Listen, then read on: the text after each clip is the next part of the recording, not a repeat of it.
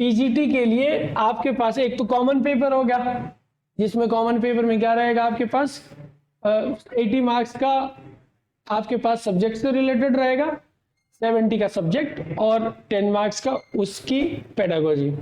ठीक है, बाकी जो बचता वो आपके पास ये रहेगा, ये सिलेबस है। इसमें क्या जनरल अवेयरनेस, बेसिकली जो आपके करंट अफेयर्स में हो रहा उसके बारे में। ठीक है, और reasoning ability, knowledge of ICT, computer का फंडामेंटल कंप्यूटर के बारे में आपको बेसिक नॉलेज। ठीक है, और टीचिंग एप्टीट्यूड ये दे रखा है आपके पास। और बाकी आप इसका सिलेबस, डिटेल सिलेबस देख सकते हैं, जनरल हिंदी और जनरल इंग्लिश बेसिक है बिल्कुल। ठीक है, बेसिकली आपको चेक करना सिर्फ कि क्या आपको बेसिक नॉलेज है सब्जेक्ट का या नहीं। ठीक है, अब अगर मैं बात करूं स्पेशली पीजीटी मैथमेटिक्स के सिलेबस की, आपका जो भी सब्जेक्ट है आप वेबसाइट पर जाकर अपने सिलेबस डाउनलोड कर सकते हैं और उसमें डिटेल सिलेबस देख सकते हैं। अगर मैं आपको बताऊं तो ये सिलेबस केवीएस का जो पीजीटी के लिए सिलेबस था सब्जेक्ट से रिलेटेड वही है लगभग। ठीक है, ठीक है। अगर पीजीटी मैथमेटिक्स की बात की जाए तो पहला जो यूनिट है इसमें वो है सेट्स। ठीक है, सेट के बारे में बेसिक नॉलेज जो 11वीं 12वीं में आप पढ़ते हैं वो सब कुछ दे रखा है यहाँ पे। Set and their representation, empty set, finite set, infinite set, equal set, बाकी सारी प्रॉपर्टी जो सेट के अंदर आती है उसकी काउंटिंग, ऑपरेशन, ये सब। दूसरा relation and function. Relation and function में क्या ऑर्डर्ड पेयर हो गया आपके पास, कार्टेशियन प्रोडक्ट हो गया, रिलेशन क्या होती है, ठीक है, या डिफरेंट टाइप ऑफ रिलेशन क्या होते हैं, ये सब कुछ। उसका पिक्टोरियल रिप्रेजेंटेशन, डोमेन, रेंज, को डोमेन, ये सब रिलेशन के अंदर जितना आप 11th 12th में पढ़ते हैं वही सिलेबस है। ठीक है, और next trigonometric functions. Trigonometric function के बारे में बेसिक इंफॉर्मेशन। ठीक है, आपके वजह से यहाँ पे यहाँ डिटेल में दे रखा है आपको। आप जब इस सिलेबस को डाउनलोड करोगे तो आप इसमें देख पाओगे। ठीक है, और नेक्स्ट जो रहेगा हमारे पास इसमें क्या टॉपिक है वो है complex number and quadratic equation. Complex number आया कैसे या उसकी जरूरत क्या पड़ी वो, और बेसिक रिप्रेजेंटेशन कॉम्प्लेक्स नंबर का, एल्जेब्रिक प्रॉपर्टी कॉम्प्लेक्स नंबर की, यानी कि ऐड, सब्सट्रैक्ट, मल्टीप्लिकेशन, मॉडुलस, ठीक है, ये सब कुछ। और आर्गन प्लेन, ठीक है, प्लेन के ऊपर कॉम्प्लेक्स नंबर को किस तरीके से रिप्रेजेंट किया जाता, उसका मॉडुलस क्या होता है, डिफरेंट फॉर्म्स क्या रहती है, ठीक है, उसका आर्ग्यूमेंट क्या होता है, लॉगरिथमिक क्या होता है, ये सब कुछ पढ़ना आपने जितना 11th 12th में पढ़ते ही एटलीस्ट, भले यहाँ पे मेंशन ना कर रखा हो। और क्वाड्रेटिक इक्वेशन, ठीक है, आपके पास इसके बारे में आपको बेसिक इंफॉर्मेशन।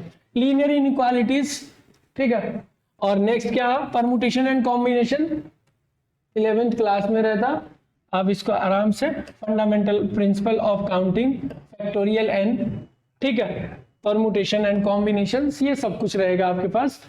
और बाइनोमियल थ्योरम, बाइनोमियल थ्योरम पढ़ते हैं आप, हिस्टोरिकल रिप्रेजेंटेशन या statement and proof of binomial theorems, इससे रिलेटेड आता, बाइनोमियल थ्योरम से रिलेटेड हर एक एग्जाम में लगभग क्वेश्चन आता। ठीक है, और sequence and series, arithmetic progression, geometric progression, harmonic progression, और इसके लिए अर्थमेटिक मीन, ज्योमेट्रिक मीन, ठीक है, इस तरीके से आपके पास। और अर्थमेटिक मीन और ज्योमेट्रिक मीन के बीच में रिलेशन तो डिटेल में, sequence and series. Straight line, ठीक है, स्ट्रेट लाइन का रिप्रेजेंटेशन, डिफरेंट फॉर्म, ठीक है, तो यहाँ पे स्ट्रेट लाइन के बारे में होगा।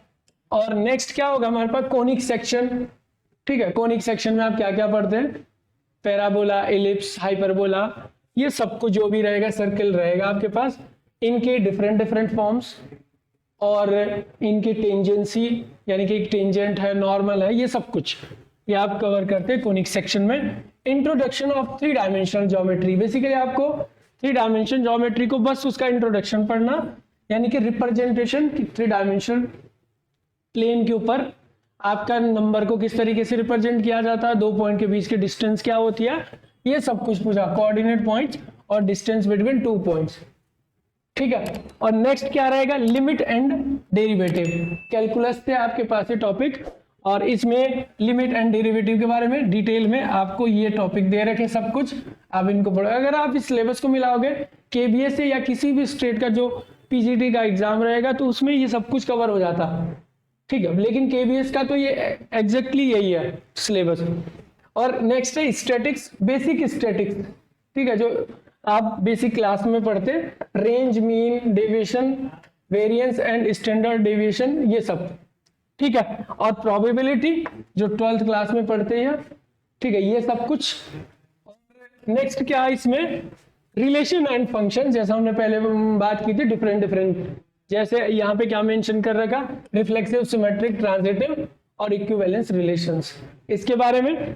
Inverse trigonometric functions, basic property, domain क्या होती है, कोडोमेन क्या होती है, ठीक है, इनकी प्रॉपर्टीज क्या रहती है वो देखना आपने।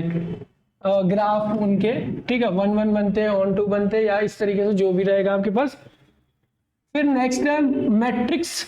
मैट्रिक्स में आपने क्या करना, कॉन्सेप्ट ऑफ मैट्रिक्स, कितने टाइप के मैट्रिक्स, क्या क्या मैट्रिक्स रहते हैं, स्क्वायर मैट्रिक्स में क्या क्या टाइप आते हैं, ये सब कुछ, अलजेब्रा ऑफ मैट्रिक्स, ठीक है। और आपके पास उसका सब कुछ दे रखा है यहाँ पे, डिफरेंट टाइप के मैट्रिक्स के बारे में, उनका एडिशन क्या होगा, इस तरीके से। नेक्स्ट डिटर्मिनेंट रहेगा, इसके अंदर एक मैट्रिक्स के अंदर डिटर्मिनेंट भी है, डिटर्मिनेंट के बारे में भी आपने पढ़ना, ठीक है, इनवर्स मैट्रिक्स का वो सब।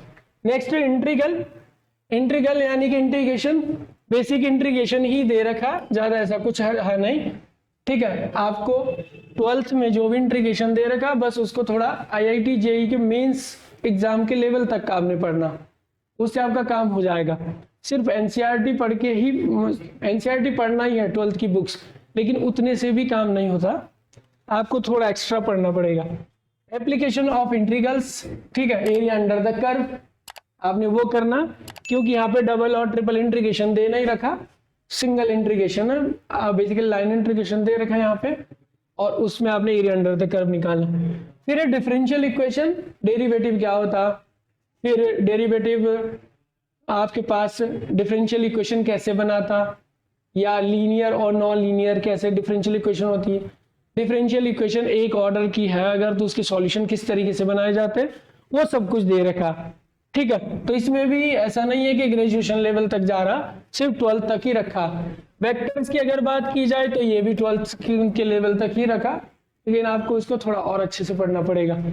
और नेक्स्ट क्या हमारे पास, 3 डायमेंशनल ज्योमेट्री एडवांस थोड़ा, इसमें क्या direction, cosine, direction, ratio, line joining by 2 point, Cartesian equation, ये सब कुछ, ठीक है, डिस्टेंस बिटवीन 2 लाइंस, ठीक है, जो कि 3 डायमेंशन में आप इसको अप्लाई करते हैं। लीनियर प्रोग्रामिंग, ठीक है, एलपीपी, इससे भी आपके पास बेसिक ही दिया गया है, बेसिक पढ़ना आपने, फिजिबल और इनफिजिबल सॉल्यूशंस, ठीक है। और नेक्स्ट है यहाँ पे probability, conditional probability, multiplication theorem on probability, ये सब, ठीक है। तो बेसिकली आपका सिलेबस है ये पीजीटी मैथमेटिक्स से। पीजीटी मैथमेटिक्स का डिस्कस इसलिए किया क्योंकि आपको यहाँ पर पीजीटी, हमारे चैनल पर पीजीटी मैथमेटिक्स, टीजीटी मैथमेटिक्स या किसी भी स्टेट का कोई भी लेवल का मैथमेटिक्स से रिलेटेड एग्जाम अगर होता तो उसका सारा कंटेंट आपको इस एग्जाम, इस चैनल पर मिलता रहेगा।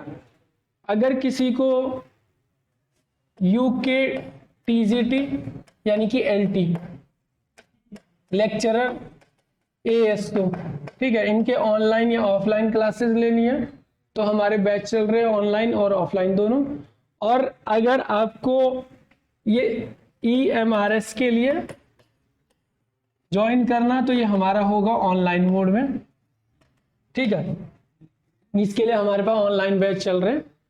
तो आज के लिए इतना है। आप इसका डिटेल में अगर आप देखना चाहते हैं तो आप इसकी वेबसाइट पे जाइए, EMRS डॉट, ये रहेगा आपके पास tribal.gov.in पर, इस वेबसाइट पर जाइए और आपको यहाँ पर सब कुछ मिल जाएगा, ठीक है। आपको इसका नोटिफिकेशन मिलेगा और सिलेबस दोनों, ठीक है।